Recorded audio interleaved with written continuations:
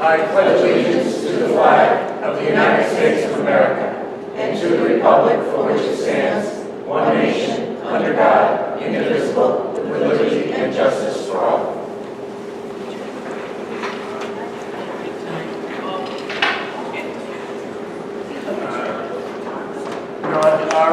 Our agenda has on it accolades, but if I'm not mistaken, all of the parties that we were supposed to recognize are away on a trip. Am I right?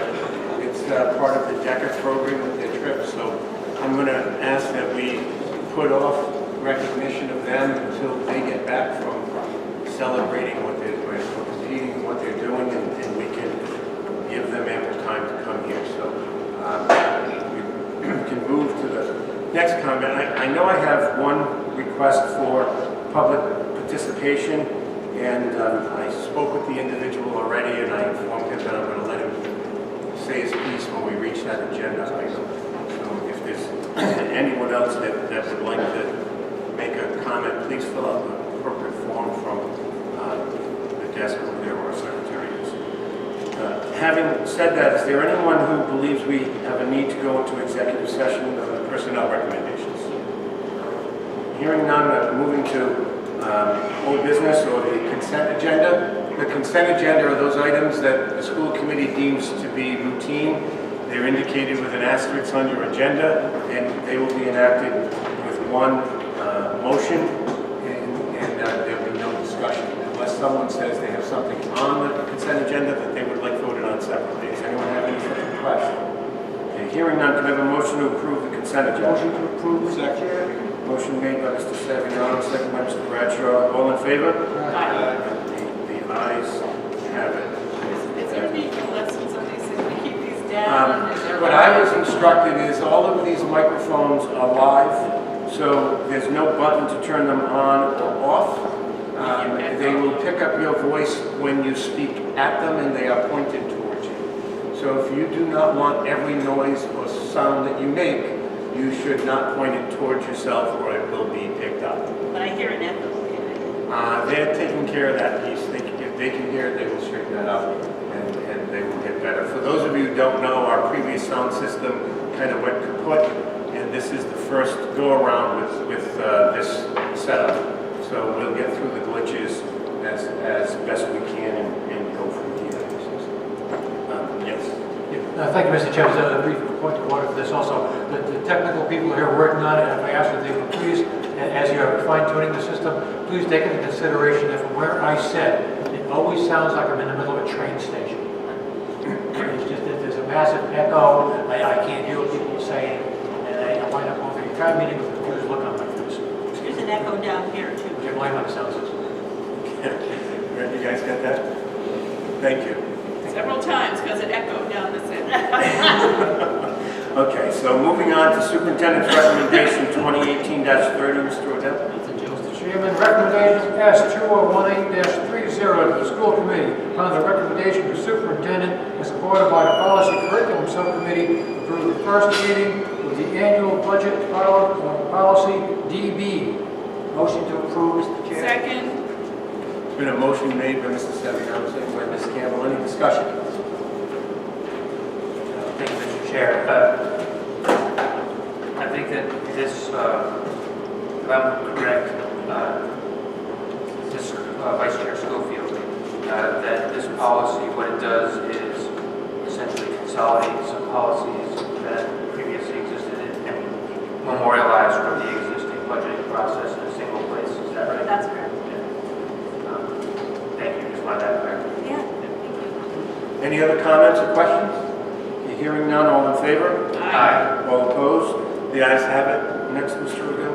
Recommendation S2018-301 to the school committee upon the recommendation of the superintendent supported by the policy curriculum subcommittee approve deleting fiscal year policy DBB from the school committee policy book.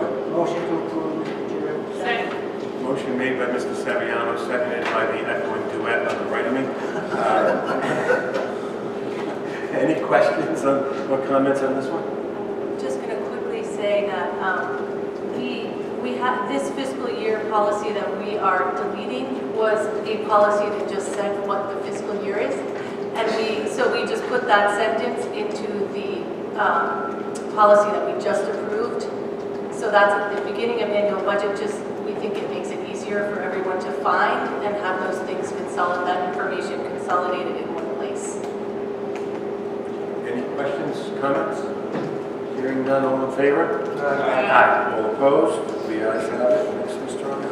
Recommendation S2018-32, that the school committee, upon the recommendation of the superintendent, supported by the policy curriculum subcommittee, approve deleting budget deadline and schedules DBC from the school committee policy book. Motion to approve, Mr. Chair. Second.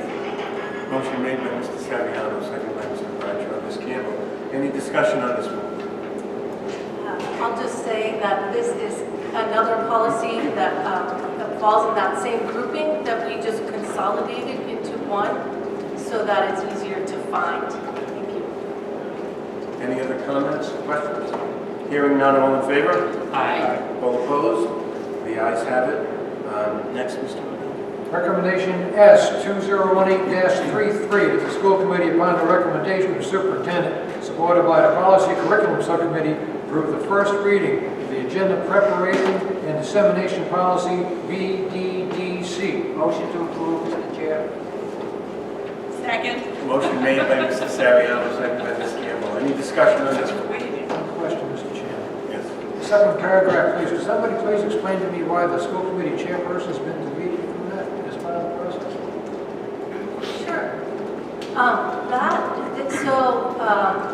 I know we discussed this at the last meeting, so now it looks a little confusing. So at the last policy subcommittee meeting, we discovered that we believe we have been reading that incorrectly because it said all agenda items must be submitted. We're reading that as actual things that we might ask the chair to put on the agenda, when really it seems as though the intent is that these are the supporting documents and reports that go along with the agenda items that we have already,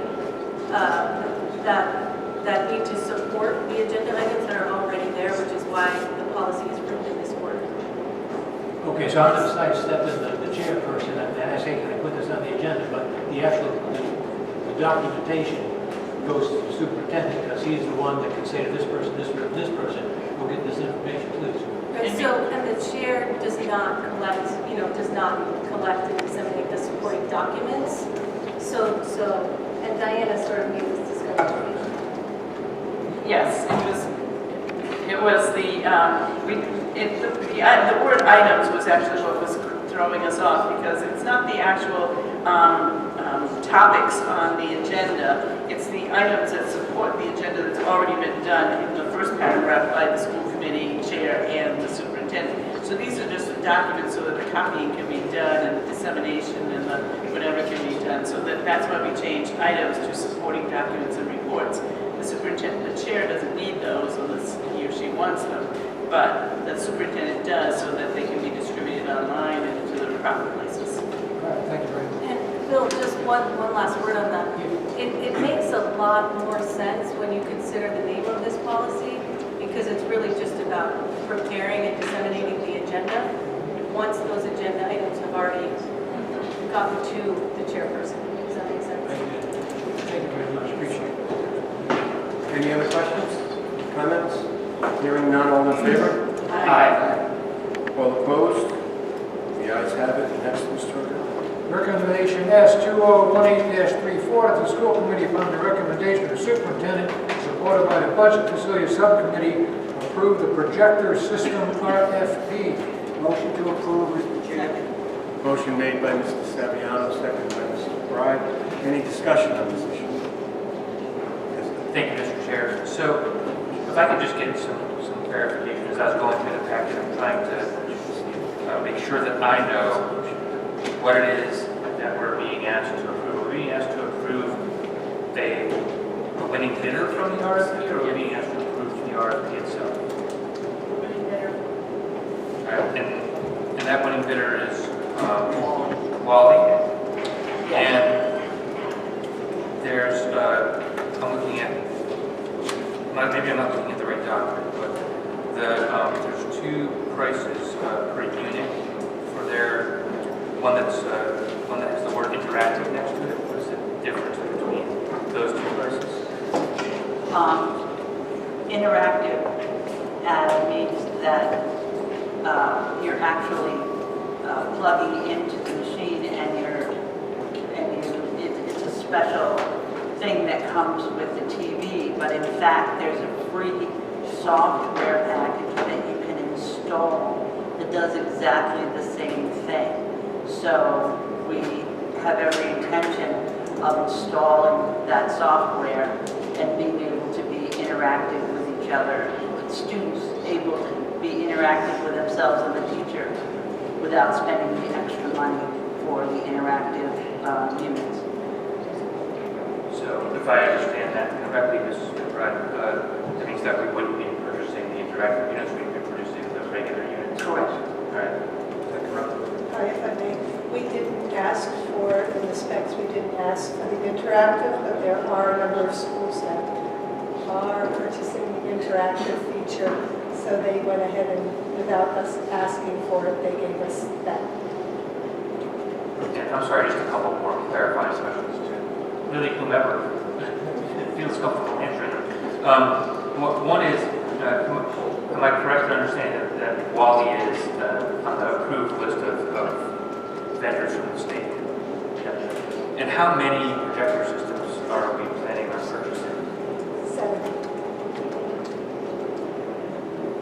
That's actually, Mr. Ramos, 1/3, a little more than 1/3 of the amount that we originally planned on purchasing before we needed to take a look at where some things could be cut.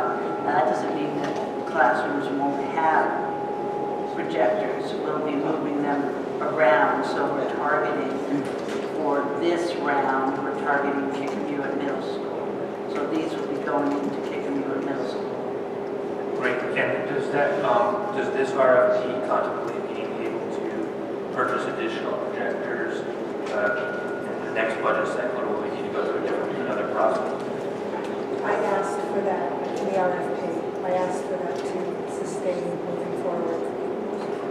Thank you. Any other questions? Questions, comments? Mr. Chairman, I'm sure we're on board with this, all of us, I don't know if you to sell this. However, I was very impressed. I toured the middle school last week, and we went to 4 different classrooms and different levels of technology. And we were in the one classroom that had the update technology and using flexible furniture. It was eye-popping to watch the body language of the students. These students, every one of them was engaged, everyone was active, they were in little groups, they were working separately, the teacher was walking around in the classroom. It was absolutely marvelous. And we go into another classroom that we hope we're going to bring up to date. It was the old style furniture, not much technology there, and one poor fellow who's having trouble staying awake. It was unbelievable. It really was. And you know, I've been a hard sell on technology, and I'm that way on purpose because it's a lot of money, and I want this stuff justified. But I'm telling you, I was very impressed with what I saw. Thank you. Any other comments? Hearing none, all in favor? Aye. All opposed? The ayes have it. Mr. Odell, if you can skip number 7, move to number 8, that would be appreciated.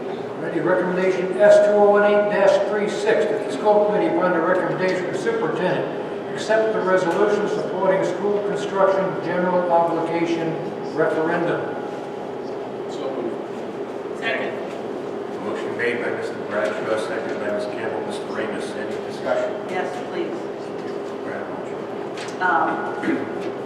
For as many years as I've been here, the towns of Bristol and Warren have supported school construction, school repairs, and all the other things that go into making school buildings safe.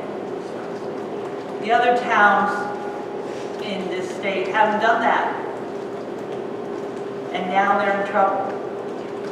And that makes me angry that we took the time as a regional district to take a look at what it is we needed to do, and then we planned to do it, and you paid your taxes, and it went towards keeping your schools up to date. and the other towns didn't. And now we have to pick up the check. Now, I understand that some of these schools are in horrible, horrible shape.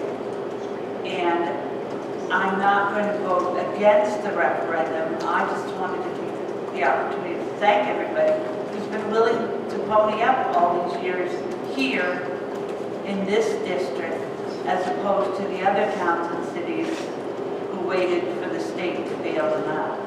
And that's what I have to say. Any other comments?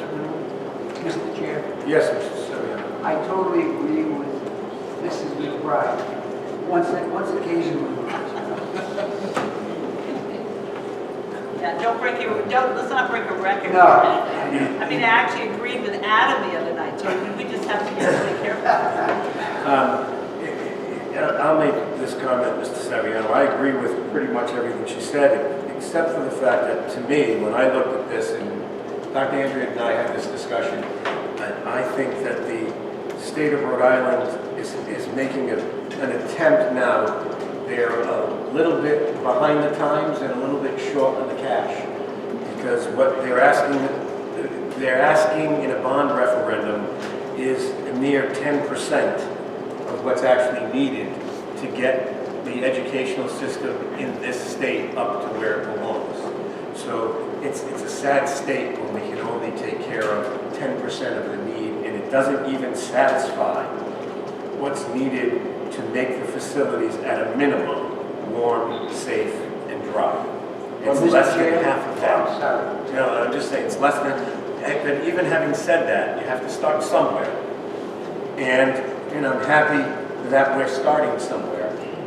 And for those who may take what Marge said and say, okay, well, we've done what we're supposed to do, so this isn't really going to benefit us, unless I misread the process here, it will assist us as well, because it will increase the rate of reimbursement that we get with the projects that we do going forward. So this district will in fact receive a benefit from this with all of the things that we do going forward. We just don't get any back pay, so to speak. It is a beginning though, Mr. Chair. It is a beginning. It is a beginning. If Mr. Chair, Yes. if you walk through some of the schools like in Providence, Tucket, Central Falls, Woonsocket, things like things falling down from the ceiling, it's just unbearable. I just don't know how they're able to operate in some of those schools. I agree, Mr. Saviano. I think that some of those schools could eat up the entire $250 million we're talking about. I and agree, still be short. I agree, Mr. Chair. Okay? But having said all that, any other comments? My quick 2 cents is that I just want to say that I'm delighted that our state is getting the ball rolling on this. Any other comments? I would echo that. I would also say that, in addition to it being a start, it's also an opportunity for the Bristol Lawrence School District with this particular resolution to stand in solidarity with a number of other school districts around the state that have passed similar resolutions to support the bill that would create this referendum on the upcoming ballot, and that for everybody who cares about public education, we don't just care about what happens or where we are, we care about what happens everywhere, and they're having fully functioning or at least adequately functioning buildings is a necessary component for everybody who is being educated in this state, and it's important that we stand up without reservation and say that this bill to create this ballot referendum should be passed. Mr. Chair, Yes. one more thing that some people may not realize is that one of the things that contributed to the problems in these schools is the fact that the state of Rhode Island is one of 13 states that does not have in their constitution that students have the right to an education. Rhode Island is one of 13 states where it is not in the Constitution. Rhode Island Association of School Committees has been pushing a number of years, and it's up again right now at the legislature, that the legislature adopt the principle that every child in the state of Rhode Island has a right to an education. And the reason why they haven't passed it in all of the years that I've been around is because of the fact that they would then have to come up with the money and do the job right and stop spending money in areas that are unnecessary. Thank you. Hearing none, all in favor? Aye. All opposed? The ayes have it. Okay, Mr. Bell, we're going backwards now, so number 7. Recommendation S, 2018-35, the school committee, on the recommendation of the superintendent, approve 2018-2019 calendar. Motion to approve, Mr. Chair. Now, before we proceed from here, there's a couple of things I need to say.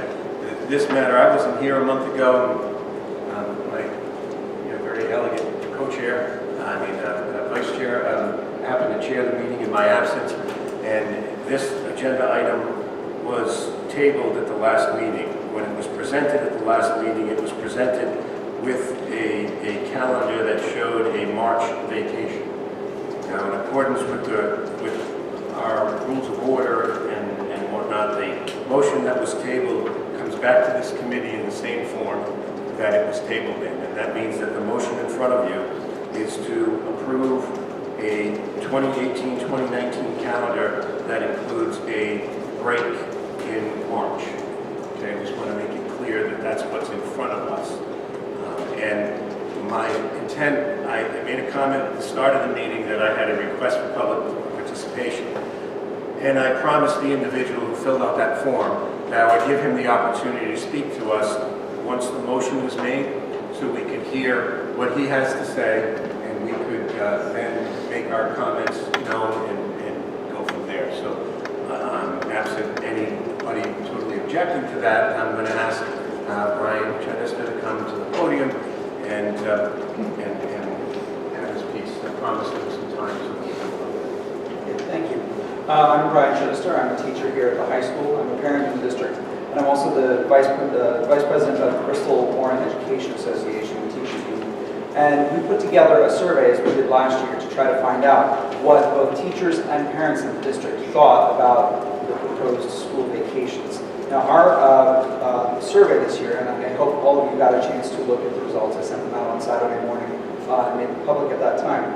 Our results asked about March, April, and both February and April, the traditional calendar that we were under until I believe 2015 or so. In the results of our survey, 70% of teachers and 41.6% of parents voiced their support for the February and April vacation schedule. And by the way, I should say that over 200 teachers and almost 600 parents responded to our surveys. So this was a majority of teachers and a plurality of parents. 25% of parents were for March, 25% for an April vacation. And so I think what we see here is that teachers are strongly in favor of going back to the traditional schedule. Parents are split with a plurality in favor of the traditional schedule, and other people voicing support for 1 week, and split even there on